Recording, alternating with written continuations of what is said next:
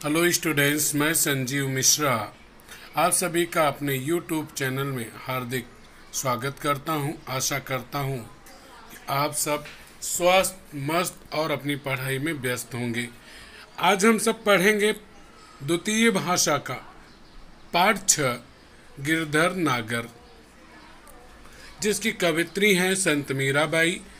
इस कविता में उन्होंने श्री कृष्ण के प्रति अपने प्रेम, अपनी भक्ति, अपनी उत्सुकता और उनके मिलने की आशा प्रकट की हुई है। विद्यार्थियों, मेरा बचपन से कृष्ण भक्ति। 14 वर्ष की उम्र में विवाह हुआ। चित्तौड़ के भोजराज से 7-8 वर्ष बाद पति की मृत्यु हो गई। विधवा का दुख भरा जीवन जीने लगी। बाद में उन्होंने अपना परिवार छोड़ दिया, साधु संतों की संगत में रहने लगी। कहने लगी, ऐसी लागी लगन मेरा हो गई मगन। ससुराल वालों द्वारा बहुत कष्ट दिया गया। मेवाड़ छोड़ दिया, मथुरा वृंदावन की यात्रा की, द्वारिका पहुंच गई और वहीं कृष्ण की साधना करने लगी। ससुराल वालों ने जहर दिया, उसे भी उन्होंने हंस करके पी लिया, लेकिन उनका कुछ बुरा नहीं हुआ। उनका काव्य उनकी आत्मा की पुकार है, उतना उनके आत्मा का अनुभव है। उनकी भाषा राजस्थानी मिश्रित ब्रज भाषा है, गुजराती है, पंजाबी है।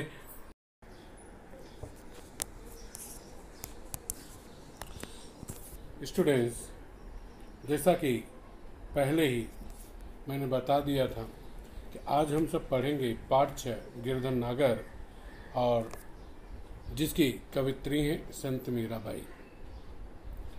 गिरधर नागर, गिरिधर अर्थात गिर अर्थात पर्वत, धर मतलब धारण करने वाले, पर्वत को धारण करने वाले मतलब पर्वत को उठाने वाले। नागर, नागर मतलब चतुर, बहुत ही कुशल, बहुत ही योग्य। तो जो पर्वत को धारण करते हैं और साथ में ही बहुत योग्य हैं, बहुत ही कुशल हैं, ऐसे ही महान साहित्यकारा द्वारा लिखित, संत मीराबाई द्वारा लिखित इस पाठ को हम पढ़ने जा रहे हैं। आइए हम लोग इस पाठ के बारे में जान लेते हैं कि पाठ में है क्या। पद्य संबंधी में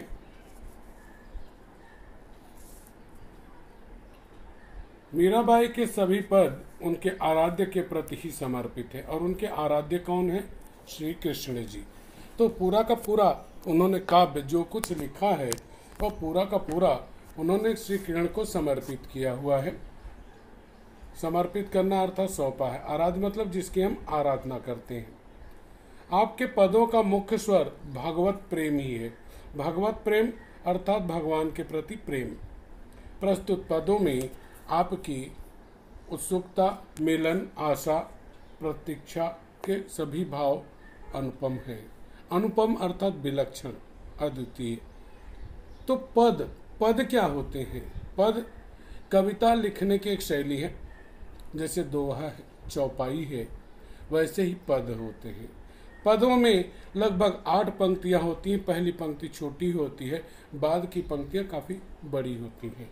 तो यहाँ पर उन्होंने पद लिखे हैं। सभी पदों में आपने मीराबाई जी ने, संत मीराबाई ने, उन्होंने सभी पदों में भगवान को याद किया, भगवान के प्रति अपने अनन्य प्रेम को, वह प्रेम जो किसी से वे बांट नहीं सकती हैं, उस प्रेम को उन्होंने प्रकट किया है। इन पदों में उनका भगवान के मिलन, भगवान के प्रति, भगवान से मिलने के प्रति जो उत्सुकता है, लालसा है, और मिलने की जो चाह है, इच्छा है, और उनको आशा बधी है, उम्मीद बधी है कि ऐसा ही होगा, और साथ ही साथ वे उनका इंतज़ार भी कर रही हैं, उसका भी वर्णन कवित्री मीराबाई ने यहाँ पे किया हुआ है। आइए तो हम उसमें ही अवगाहन करते हैं, अर्थात उसको ही पढ़ते हैं और उसका आनंद लेते हैं।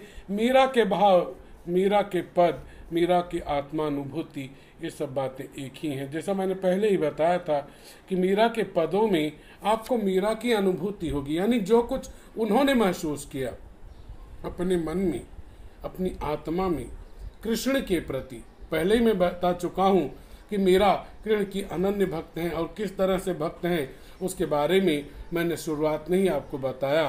तो किस तरह से मीरा श्री कृष्ण के प्रति समर्पित है उसका वर्णन यहाँ पर कवित्री ने किया हुआ है। पहला जो पद हम देखने जा रहे हैं इसमें समर्पण का भाव है। समर्पण अर्थात उन्होंने अपना सब कुछ श्री कृष्ण को सौंप दिया है। श्री कृष्ण को उन्होंने अपना सब कुछ मान लिया है। विद्यार्थियों, यहाँ पर मीरा का जो भाव है वह यही है कि जाके सिर मोर मुकुट मेरो पति सोए, अर्थात उन्होंने श्री कृष्ण को अपना पति घोषित कर दिया है, अपना सब कुछ घोषित कर दिया है। मीरा यहाँ पर श्री कृष्ण के प्रति अपने प्रेम को प्रदर्शित करती हैं और उन्हें अपना भगवान, अपना आराध्य बताती हैं। मेरे तो गिरधर गोपाल दूसरो न कोई। गिरधर, गिर अर्थात मैंने बताया ही पर्वत, धर मतलब धारण करने वाले, उठाने वाले, गोपाल गायों, गो मतलब गाय, पाल मतलब पालने वाले, गायों को पालने वाले। मीरा कहती हैं कि हे प्रभु, मेरे जीवन का कोई दूसरा आधार नहीं है। वे कहती हैं कि जो अपनी उंगली के ऊपर पर्वत को उठाते हैं, गोवर्धन पर्वत को उठाते हैं, गोवर्धन पर्वत को धारण करते हैं और जो गायों का पालन करते हैं, वही गिरधर, वही गोपाल, वही मेरे जीवन के आधार हैं, सब कुछ है और मुझे किसी और का कोई सहारा नहीं है। जाके सिर मोर मुकुट मेरो पति सोई।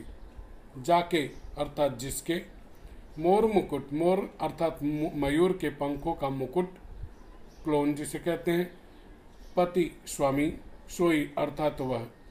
मीरा कहती हैं कि जिसके सिर के ऊपर मोर के पंखों का मुकुट शोभा दे रहा है, वही मेरे पति हैं, वही मेरे स्वामी हैं और मुझे किसी से कुछ भी लेना देना नहीं है। मीरा ने यहाँ पर कृष्ण के प्रति अपने भाव को प्रकट किया है। वे कहती हैं कि जो अपनी उंगली के ऊपर गोवर्धन पर्वत को उठाते हैं, धारण करते हैं और जो गायों का पालन करते हैं, वही उनके जीवन के आधार हैं, वही उनके आश्रयदाता है, वही उन्हीं का उन्हें सहारा है और दूसरे का किसी का उन्हें कोई सहारा नहीं है। जिसके सिर के ऊपर मोर के पंखों का मुकुट शोभा दे रहा है, वही उनके पति हैं। तो यहाँ पर प्रश्न आया है कि श्री कृष्ण के नाम तो पहला आपको मिलेगा यहाँ पे गिरधर और दूसरा गोपाल। प्रश्न अगला बना कि मीरा को इनका आसरा है, इनका सहारा है, वह हुआ गिरधर गोपाल। श्री कृष्ण की विशेषताएं तो पहला होगा गिरधर, दूसरा है गोपाल। गिरधर अर्थात पर्वत को धारण करने वाला, दूसरा गायों का पालन करने वाला, तीसरा हुआ कि सिर पर मुकुट को धारण करने वाला।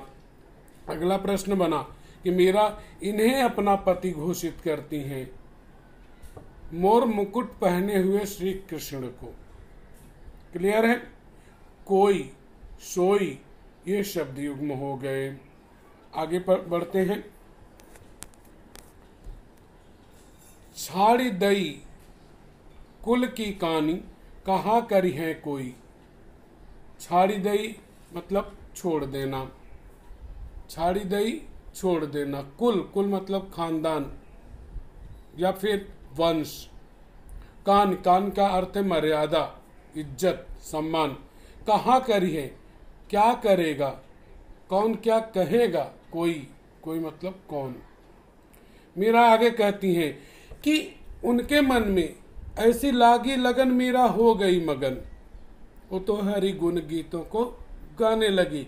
वो कहती है कि श्री कृष्ण का प्रेम पाने के लिए, श्री कृष्ण का साथ पाने के लिए उन्होंने अपने कुल खानदान की इज्जत मर्यादा को भी छोड़ दिया है। तो प्रश्न बना, मीरा ने इसे छोड़ दिया है, वह हुआ कुल की कान अर्थात खानदान की इज्जत मर्यादा को भी छोड़ दिया। क्यों छोड़ा है? कारण लिखिए, श्री कृष्ण का साथ पाने के लिए। कहा करी है कोई, कोई कुछ कहता है। तो उससे मीरा के ऊपर कोई फर्क पड़ने वाला नहीं है। संतन डिग बैठ बैठ लोक लाज खोई। संतन डिग, डिग मतलब साथ में,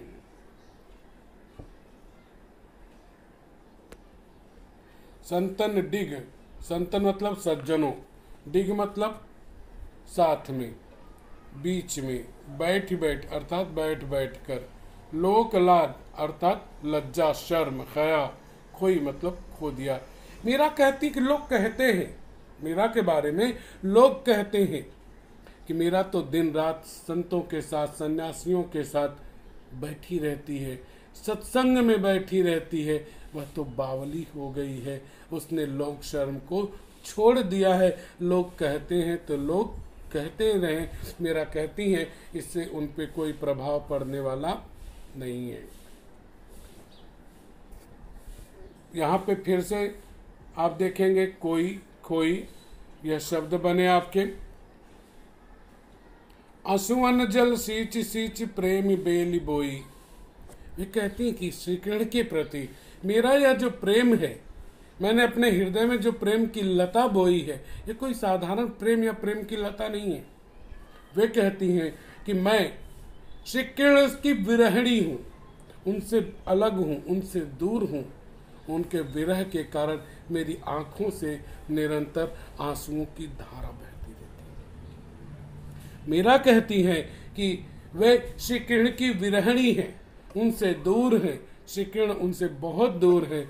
श्री कृष्ण से दूर होने के कारण उनकी आंखों से निरंतर आंसुओं की धारा अर्थात पानी, आंसू बहते रहते हैं। उन्होंने अपने हृदय में जो श्री कृष्ण के प्रति प्रेम की लता लगाई है, उसकी सिंचाई उन्होंने साधारण जल से नहीं की, बल्कि किससे की? अपनी आंखों से बहने वाले आंसुओं के जल से उन्होंने अपने हृदय में जो प्रेम की लता लगाई है, उसकी उन्होंने सिंचाई की है। फिर से समझिएगा, मीरा कहती हैं कि उन्होंने अपने हृदय में श्री कृष्ण के प्रेम की एक लता लगाई। प्रश्न बना, श्री कृष्ण की मीरा ने अपने हृदय में यह लगाया है, श्री कृष्ण के प्रेम की लता लगाई। बोई मतलब लगाना। आगे वे कहती हैं कि वे उस लता की सिंचाई सामान्य जल से नहीं करती हैं, बल्कि श्री कृष्ण से वियोग होने के कारण, बिछड़ने के कारण उनकी आंखों से निरंतर आंसू बहते रहते हैं। उनकी आंखों से जो आंसू बह रहे हैं, उन्हीं से उन्होंने उस प्रेम की लता को, बेली को उन्होंने सींचा है और बड़ा किया है।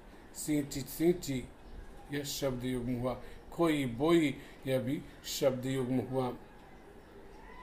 आगे देखते हैं कि उसका परिणाम क्या हुआ। अब तो बेल फैल गई, बेल अर्थात लता, फैल गई अर्थात बड़ी हो गई।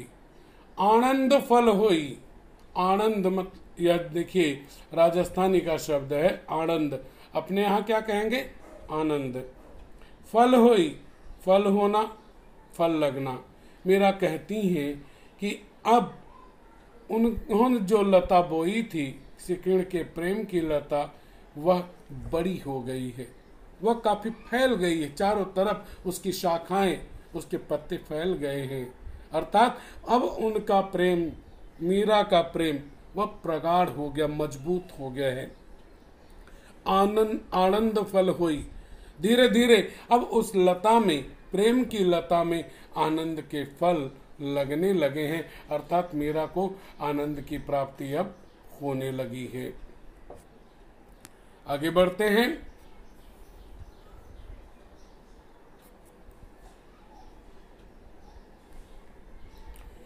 दूध की मथनिया बड़े प्रेम से बिलोई। बिलोई यानी मथना, आप जानते हैं मथनी होती है, ऐसे ऐसे करके आप दूध दही को मथते हैं। दूध की मथनिया, वो मथनी तो दही को मथती है, लेकिन उसको दूध की मथनी कहा जाता है। मथनी आप जानते हैं लकड़ी होती, नीचे चक्र जैसा लगा होता है, घुमाते हैं आप, उससे आप हमेशा दही से मथ के छाछ बनाते हैं, लस्सी भी बनाते हैं। आप पीते होंगे, स्वादिष्ट लगता है जी। मीरा कहती हैं, दूध की मथनियाँ बड़े प्रेम से बिलोई। मीरा का कहना है कि उन्होंने दूध के बर्तन में दही जमाया है और अब वे जो दूध की मथनी है उससे दही को मथ रही है। दही को वो बड़े प्रेम से मथ रही हैं। मीरा कहती हैं कि उन्होंने दूध वाले बर्तन में दही जमाया है। अब वे मथनी के द्वारा, मथनी मैंने बताया, मथनी के द्वारा बहुत ही प्रेम से उसको मथने का काम कर रही हैं। आप जानते हैं मथने से क्या होता है?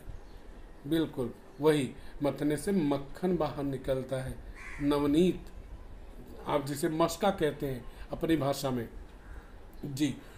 मीरा का कहना है कि उन्होंने दूध के बर्तन में दही जमाया है और वे दही को मथनी से बड़े प्रेम से मथ रही हैं। माखन जब काढ़ लियो छाछ पिए कोई। माखन समानार्थी है, मक्खन, छाछ भी उसका समानार्थी है। तो माखन जब काढ़ लियो मतलब निकाल लिया।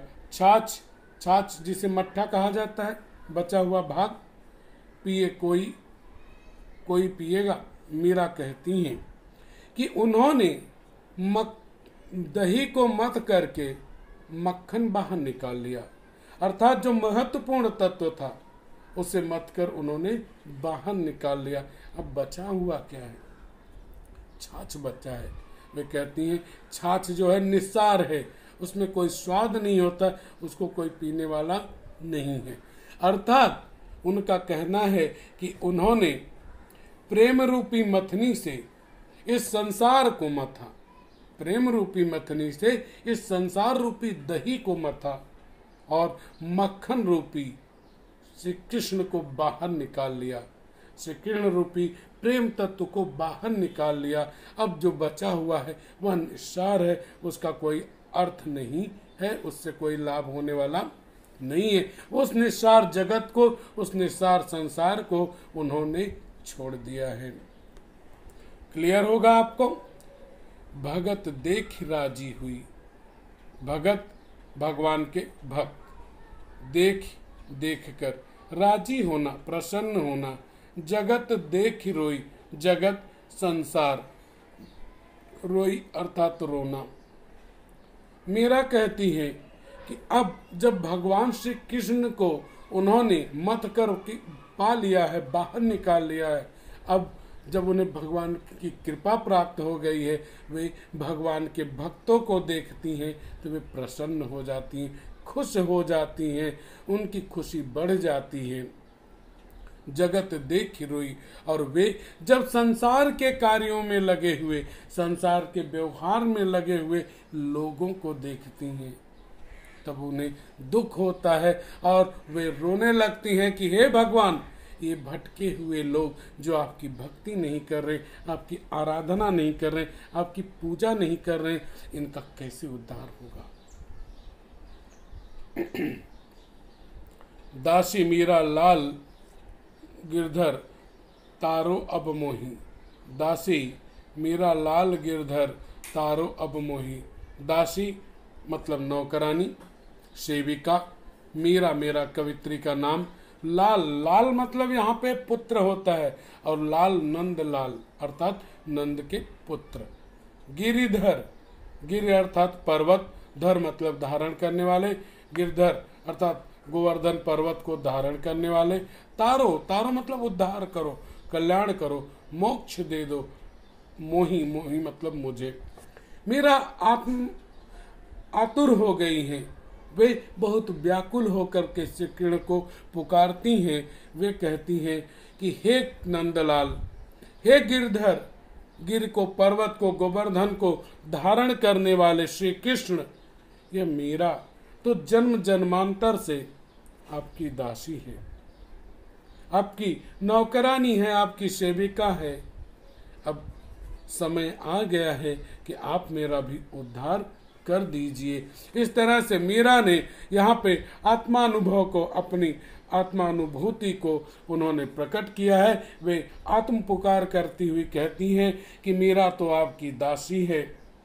हे नंद के पुत्र नंदलाल, हे गोवर्धन को उठाने वाले गिरधर, अब मेरा उद्धार कर दो, अब भव संसार से मुझे मुक्ति दिला दो। तो यहाँ पे आपको प्रश्न हो सकता है, मैंने 3 उत्तर यहाँ पे बताए थे श्री कृष्ण की विशेषताओं में। एक मैंने कहा था गोवर्धन को धारण करने वाले, दूसरा मैंने कहा गायों का पालन करने वाले, तीसरा मैंने आपको यहाँ पे बताया था कि मोर, सिर के ऊपर मोर का मुकुट पहनने वाले, और चौथा होगा इसका उत्तर कि लोगों का कल्याण करने वाले, लोगों को तारने वाले। छोटे छोटे कई प्रश्न बने कि यह निकाल लिया पद्यांश में आए हुए, यह निकाल लिया, माखन निकाल लिया, यह छोड़ दिया, छाछ छोड़ दिया, और इससे मथा, मथनियों से मथा, इसको देखकर प्रसन्न होती हैं, भक्तों को देखकर प्रसन्न होती हैं, मीरा इसे देखकर रोने लगती हैं, संसार को देखकर रोने लगती हैं। फैल गई है बेल, फैल गई है, मीरा ने बेल को इससे सींचा, आंखों से बहने वाले आंसुओं को के जल से सींचा। ये सब प्रश्न हुए। साथ में ही यहाँ पर आया है आपका कि पद्यांश में आए हुए पेय पदार्थों के नाम या खाद्य पदार्थों के नाम या द्रव्य के नाम, एक है माखन, दूसरा है छाछ। इस तरह से यहाँ पर मीरा ने अपने प्रेम को प्रकट किया है। स्टूडेंट्स, अगले भाग में हम लोग चलते हैं। दूसरा जो हमारा पद है उस पद को देखते हैं। उस पद में मीरा ने यहाँ पर हरि के प्रति, श्री कृष्ण के प्रति, भगवान कृष्ण के प्रति अपने समर्पण को व्यक्त किया है। आप जानते होंगे कि मीरा के लिए कृष्ण, राम, हरि ये अलग नहीं थे, बल्कि तीनों एक ही थे। ये तीनों अलग अलग नहीं थे।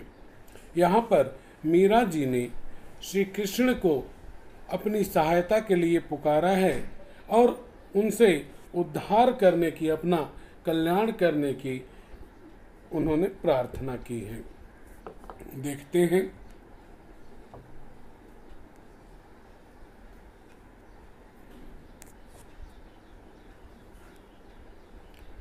हर बिन पूर्ण गति मेरी, हरि अर्थात श्री कृष्ण। पूर्ण मतलब क्या? पूर्ण मतलब क्या? गति, गति मतलब सहारा। मीरा श्री कृष्ण को एकमात्र अपने जीवन का आधार मानती, एकमात्र सहारा मानती हैं। वे कहती हैं कि इस संसार में हरि के बिना उनका कोई दूसरा सहारा नहीं है। अगर वे नहीं होते तो उनका कोई ठिकाना नहीं होता। हर बिन कूण गति मेरी, अगर हरि नहीं होते तो उनकी क्या गति होती? उन्हें कोई दूसरा सहारा देने वाला इस धरती पर नहीं है। तुम मेरे प्रतिपाल कहिए, मैं रावरी चेरी। मेरा आगे कहती हैं, तुम मेरे प्रतिपाल, प्रतिपाल अर्थात मेरा पालन पोषण करने वाले हो, मेरे पालनहार हो, मेरी रक्षा करने वाले हो। रावरी अर्थात तुम्हारी, चेरी मतलब दासी, सेविका। मीरा कहती है कि हे हरि, हे श्री कृष्ण, आप मेरे प्रतिपालक हैं, मेरी रक्षा करने वाले हैं, मेरा पालन पोषण करने वाले हैं और मैं तुम्हारी दासी हूँ। इस तरह से हे रे मैं तो प्रेम दीवानी, मेरे दर्द न जाने कोई। घायल की गति घायल जाने और जाने नहीं कोई। वही भाव मीरा यहाँ पर व्यक्त कर रही हैं।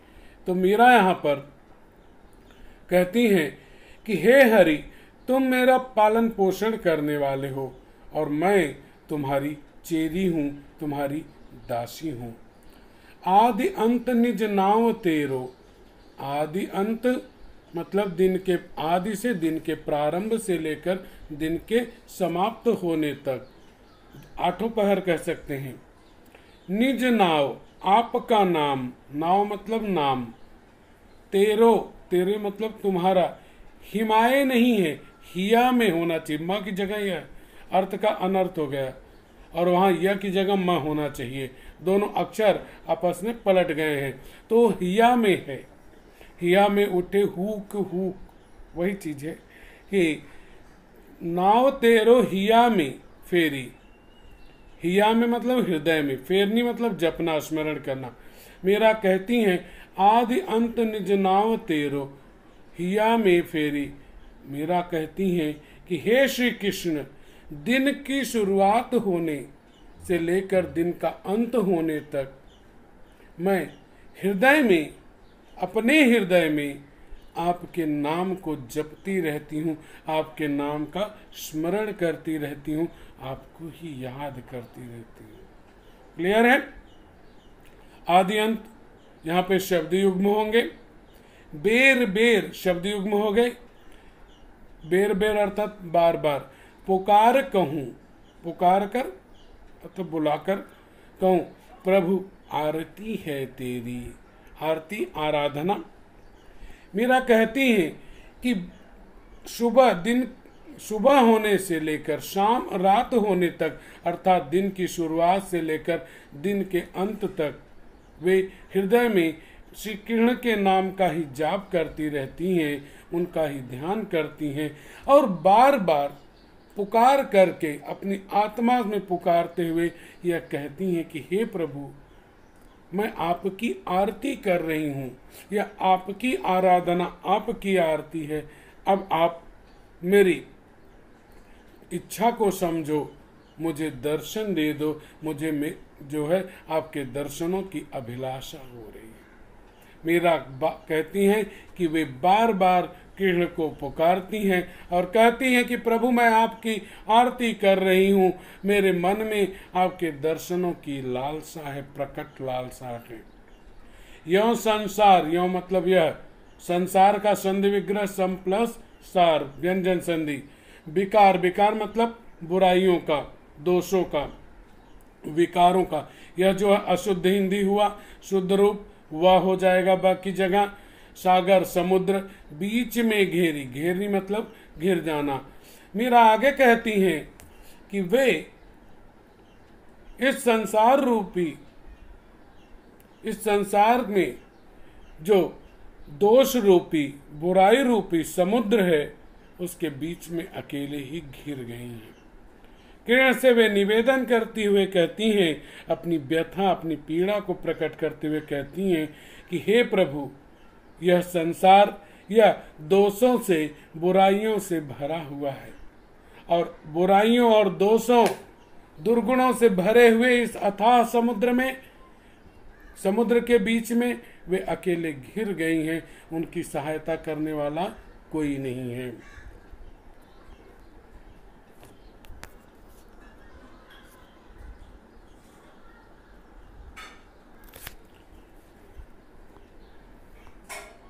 नाव फाटी प्रभु पाल बांधो, बूढ़त है बेरी।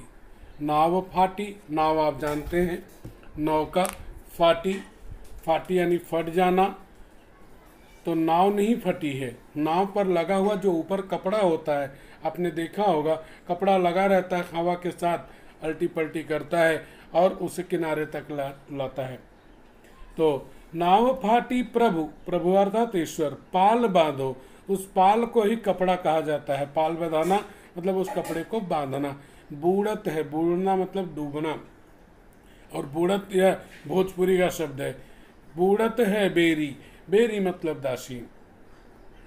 मीरा कहती हैं कि हे प्रभु, मैं जिस नाव पर सवार होकर इस अथाह समुद्र को, बुराइयों के इस अथाह सागर को पार कर रही थी, भव संसार को पार कर रही थी, उस नाव की पाल फट गई है।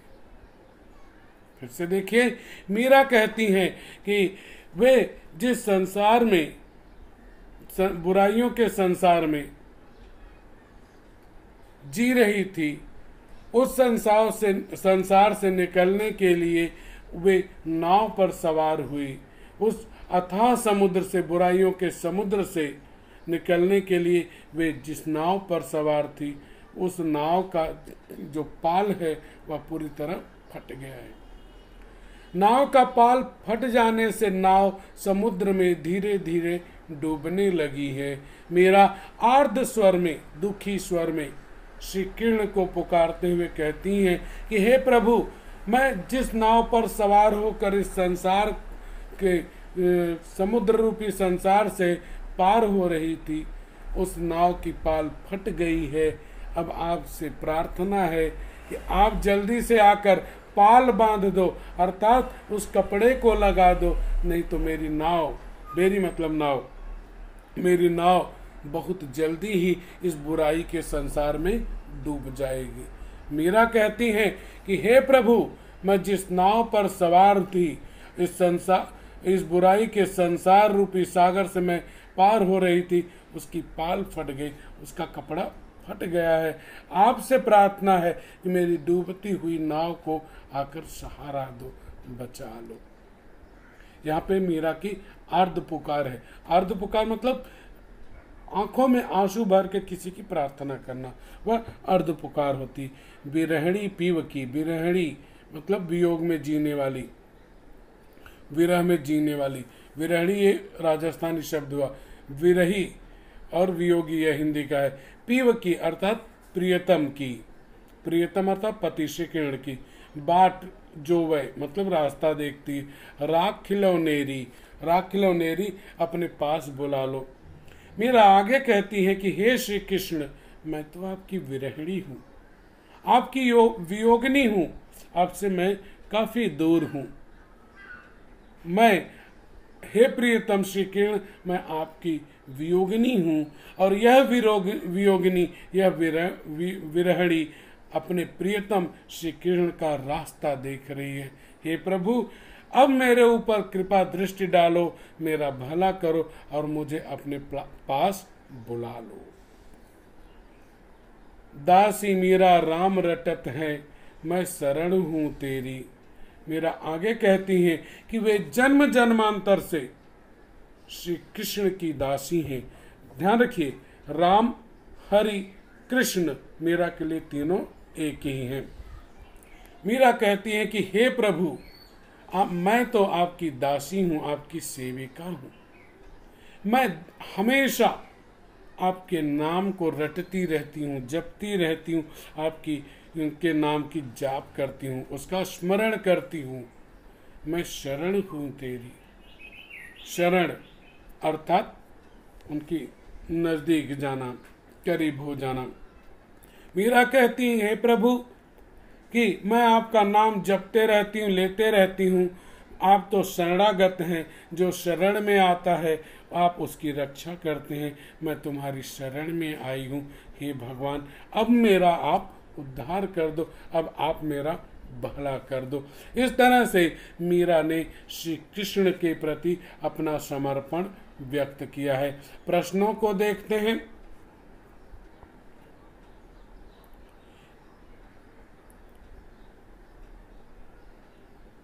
मीरा श्री कृष्ण को यह कहती हैं, अपना प्रतिपाल खुद मीरा कृष्ण की हैं, उनकी चेरी हैं। मीरा सुबह से शाम तक यह जपती हैं अपने हृदय में श्री कृष्ण का नाम।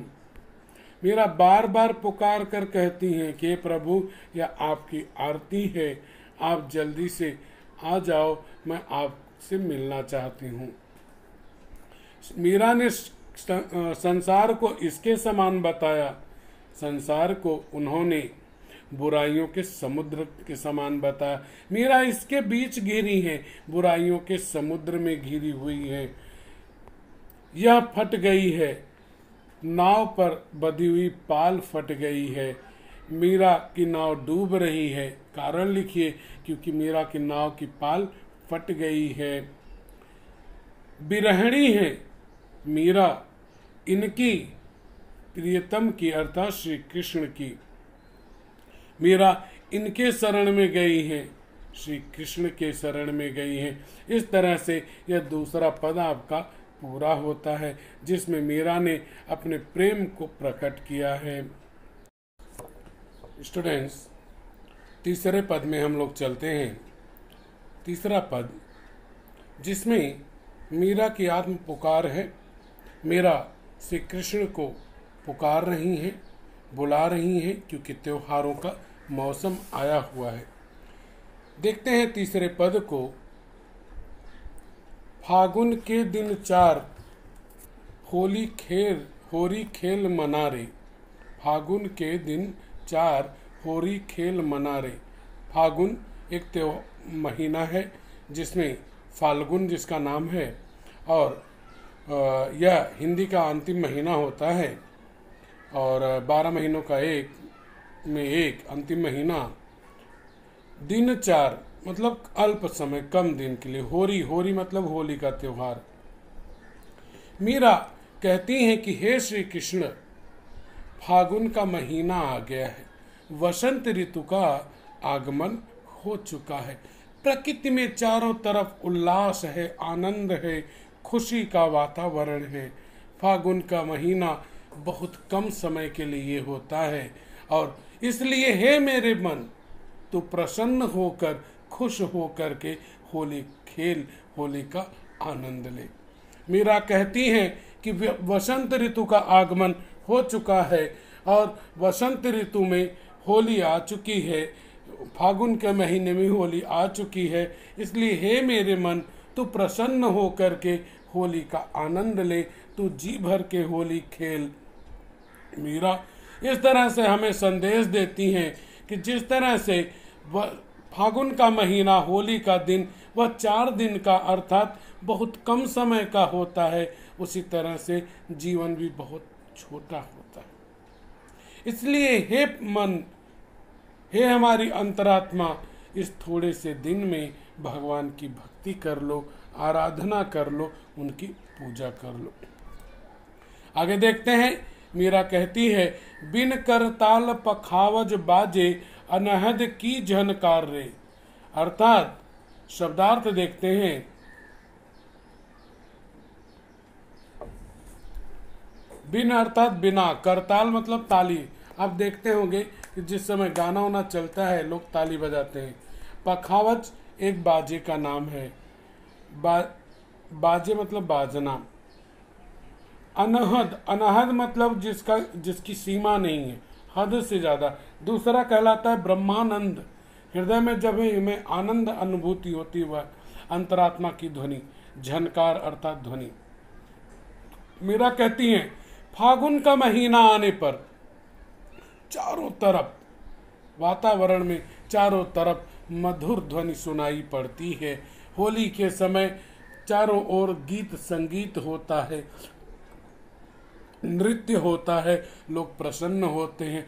ऐसे वातावरण में बिना किसी के ताली दिए उन्हें ऐसा लग रहा है जैसे पखावज बज रहा है, पखावज बाजा बज रहा है, और उनकी अंतरात्मा में, उनके हृदय में अनहद की ध्वनि पैदा हो रही है। उनको अनहद का नाद सुनाई पड़ रहा है। उनको बिना किसी के ताली दिए ऐसा लग रहा है जैसे पखावज बाजा बज रहा है, और उनकी अंतरात्मा में आनंद की झनकार पैदा हो रही है।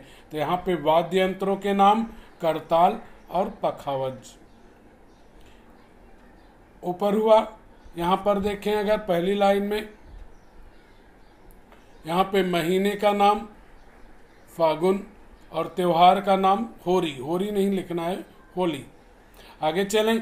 बिन सुर राग 36 गावे, रोम रोम रणकार। यहाँ पे 36, यह जो है यह आपका राजस्थानी शब्द हुआ। बिन अर्थात बिना, सुर मतलब सुर ताल जो होता है उसका सुर अर्थात स्वर। राग आप जानते हैं 36 प्रकार के राग होते हैं। राग मतलब गाना गाने की शैली यानी पद्धति। मीरा कहती हैं 36, ये राग जो है 36 प्रकार के होते हैं। गावे अर्थात गाना। रोम रोम यानी अंग अंग। रणकार अर्थात रोमांचित हो जाना, उसमें डूब जाना। मीरा होली के प्रभाव का वर्णन करते हुए कहती हैं कि जब उनके हृदय में बिना किसी के ताली दिए पखावज बाजा बजने लगा, अनहद की झनकार होने लगी, तो बिना स्वर के, बिना राग के वे सर्वश्रेष्ठ 36 प्रकार के जो राग हैं उनको गाने लगी। कब गाने लगी? जब बिना किसी के ताली दिए उनके हृदय में पखावज बजने लगा। उनको लगा कि जैसे पखावज बाजा बज रहा है, और साथ में ही उनकी अंतरात्मा में अनहद की अर्थात ब्रह्मानंद की ध्वनि पैदा होने लगी। तब बिना स्वर के ही और बिना राग के ही वे 36 प्रकार के गीतों को गाने लगी, और उनका रोम रोम, अंग अंग रोमांचित हो गया। रोम रोम यह आपका शब्द युग्म हुआ। शील संतोख की केसर घोली। संतोख यह भोजपुरी का शब्द हो गया, यह भी भोजपुरी का है, अवधि का है शब्द। शील मतलब शील बड़ा सा हो जाएगा, मतलब कि विनम्रता, विनय। संतोख मतलब संतोष। केसर आप जानते हैं सुगंधित पदार्थ है। घोली मतलब घोल बनाना। प्रेम प्रीत पिचकार रे। पिचकार मतलब पिचकारी। प्रीत, प्रीत मतलब प्रियतम।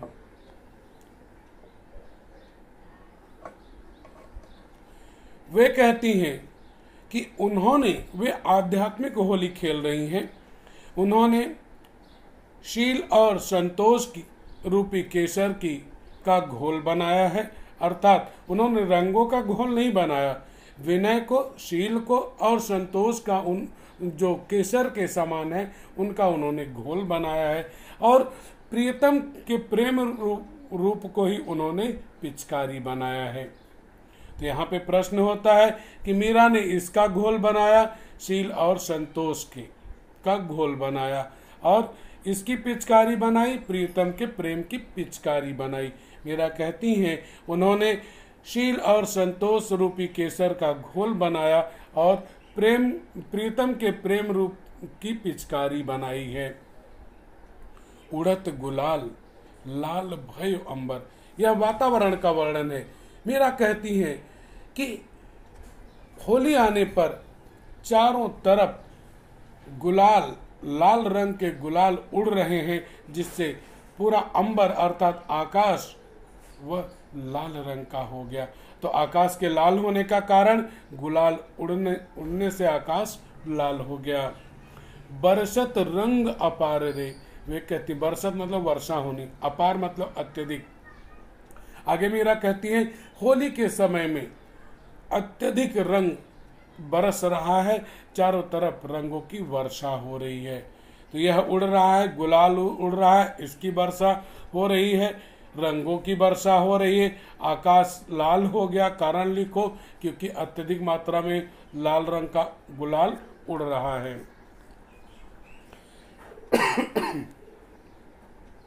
घट के पट सब खोल दिए हैं, लोक लाज सब डारी। यह आत्मा से परमात्मा के मिलन का क्षण है। जब श्री कृष्ण भी मीरा से होली खेलने आए हैं तब का वर्णन है। मीरा कहती हैं घट, घट अर्थात शरीर भी होता है, अंतरात्मा भी। पट, पट मतलब द्वार, दरवाजा, और पट मतलब कपड़ा भी होता है। तो मीरा कहती हैं कि श्री कृष्ण को अपने साथ होली खेलता देख करके उन्होंने अपने शरीर रूपी हृदय के सारे दरवाजे, सारे कपड़े खोल दिए।